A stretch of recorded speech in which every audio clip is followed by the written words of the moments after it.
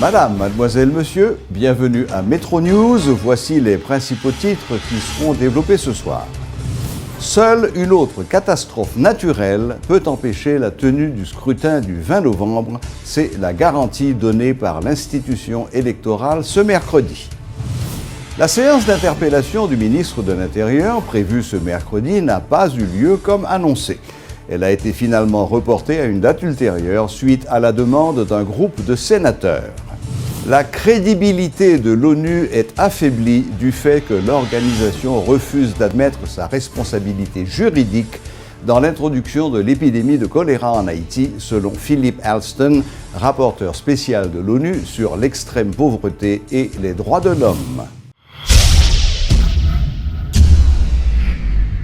Les élections auront bel et bien lieu le 20 novembre prochain. C'est ce qu'a réaffirmé le Conseil électoral provisoire. Selon l'organisme, seule une autre catastrophe naturelle pourrait empêcher la tenue du scrutin le 20 novembre. Lors de sa traditionnelle rencontre avec la presse, le porte-parole du CEP a toutefois présenté un tableau sombre de la réalité dans les départements les plus touchés par l'ouragan Matthew.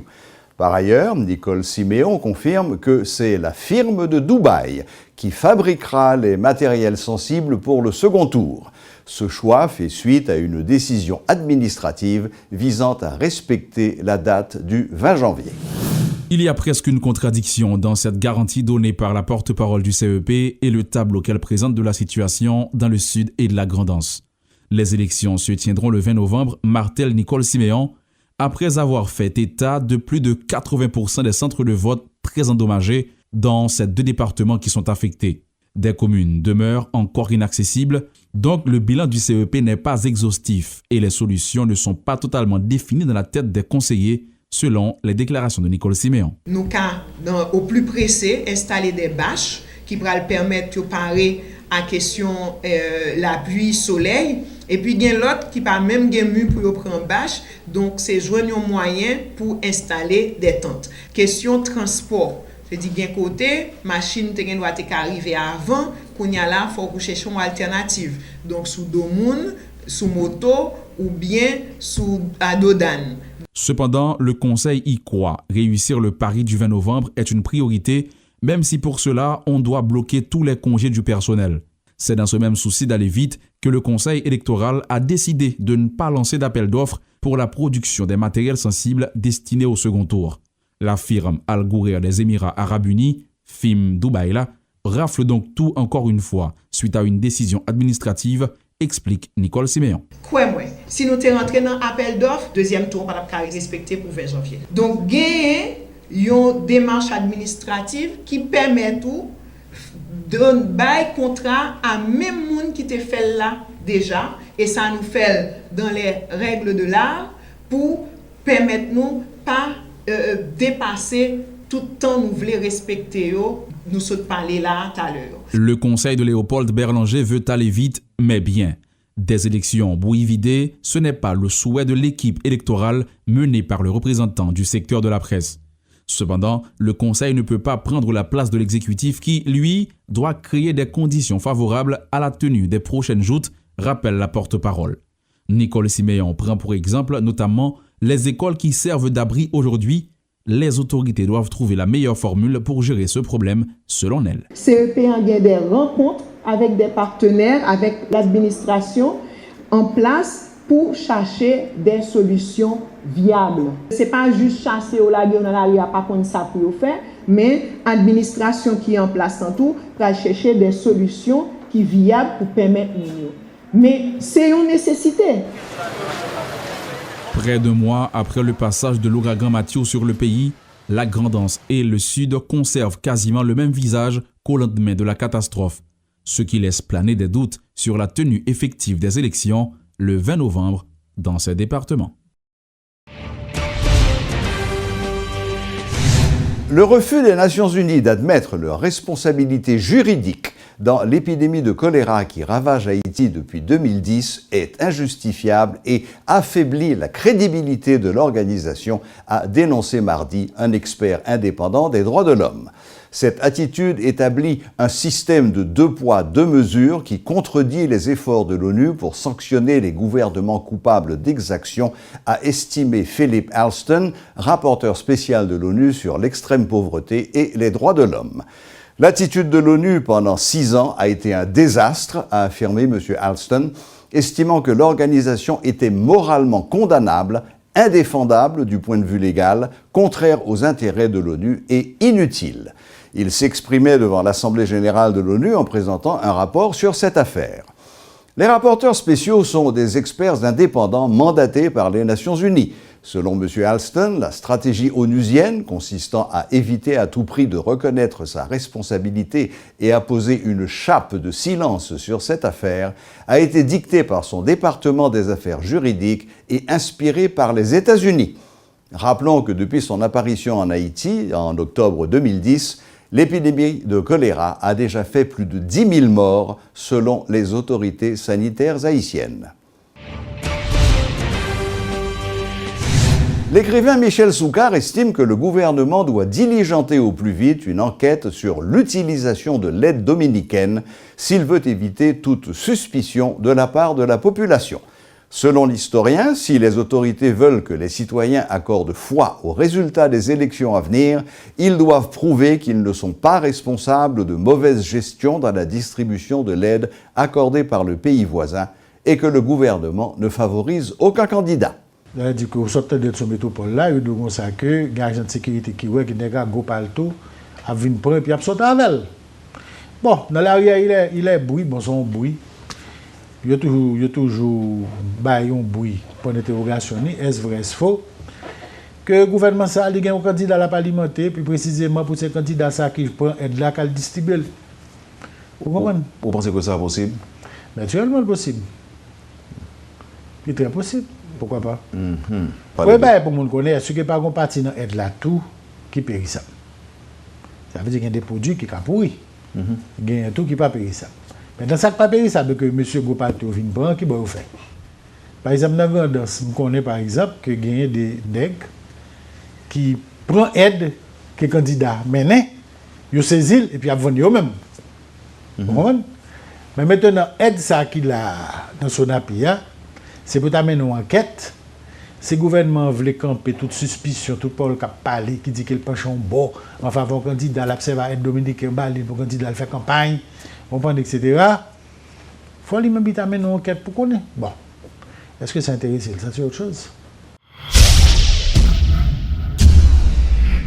Report sine-die de la séance d'interpellation du ministre de l'Intérieur prévue ce mercredi. Cette décision a été prise suite à la demande du groupe majoritaire du Sénat de la République.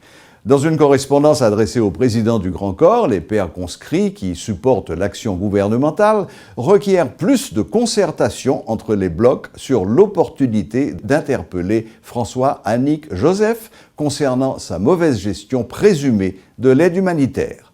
En réaction, les 6 sénateurs interpellateurs dénoncent une attitude de marronnage et de marchandage. L'interpellation ça a été faite, nous avons dit, avec support et appui de certains sénateurs du groupe majoritaire. Et c'est en appui tout à certains sénateurs qui sont dans le groupe majoritaire, nous-mêmes, nous avons arrivé à faire interpellation ça. Parce que nous avons jugé nécessaire pour nous porter appui, nous, pour nous porter support, nous, by les sénateurs du groupe majoritaire dans le sud, by des sénateurs du groupe majoritaire qui dans la Grandance, by des sénateurs du groupe majoritaire qui dans le département des NIP, by des sénateurs du groupe majoritaire qui dans le département du Nord-Ouest, nous te dit, eh ben, faut gagner sanction parce que gagnons détournement d'aide qui fait, gagner tout un gabegie qui fait, gagner désordre, nous t'as dit, gagner pillage qui fait d'aide, ça fait que aujourd'hui, nous t'ai interpellé le ministre intérieur et des collectivités territoriales là. Eh ben, le groupe majoritaire sont écrit nous une lettre pour demander nous un report des séances d'interpellation ça. Ça fait que nous-mêmes, nous voulons dire nation, nous pas responsables des gabegies, des gagottes, des détournements aide qui doit arriver une victime yo. Nous-mêmes nous assumer responsabilité nous. Eh ben, jodi ya yo doit prendre note pour yo comprendre qui est-ce qui bon côté yo et qui est-ce qui pas bon côté yo. Qui est-ce qui travaille pour yo et qui est-ce qui pas travaille pour yo. Jodi a m'a clair, je pense que lettre là son marronnage. Je pense que nous allons gagner une copie lettre là qui dit que nous partons entendre avec eux comme la pratique parlementaire. C'est pas vrai? Il y avait une entente. Malheureusement, il y a eu des réunions après l'entente. Et réunions après l'entente menaient aujourd'hui le marronnage. Pendant que je parle avec nous là, monsieur, il y a tol, il y a bois, il y a clou qui dans son appui et tout le monde dans le sud là, caillou découvert. Donc ça fait aller. Un problème de leadership. Pendant que je parle avec nous là, il y a 500 tonnes d'aide qui Jérémy dans le dépôt CRS et mon Jérémy qui a un problème. Pendant que je parle avec nous là, mon dame Marie a fait manifestation que il y a une aide là, il y a un jeune de 16 ans qui mourit, alors que aide là, lui-même, il est dans le dépôt CRS. Donc ça veut dire qui ça? Ça veut dire que c'est une question de mauvaise gestion. 5 sénateurs interpellateurs, ils n'ont pas assemblé pas pour eux. Il faut qu'ils composent avec différents groupes pour permettre qu'il y ait un quorum, une séance. 5 sénateurs pour contrôler pas faire séance. Ça veut dire qu'il faut qu'il y ait une concertation. Ça, c'est pratique parlementaire, mais ce n'est pas la procédure. C'est pratique parlementaire, plus procédure que nous-mêmes nous appliquons là. Vous disiez ça, en fait, quand même, est-ce que ça veut dire que l'argument interpellateur avancé, c'est correct?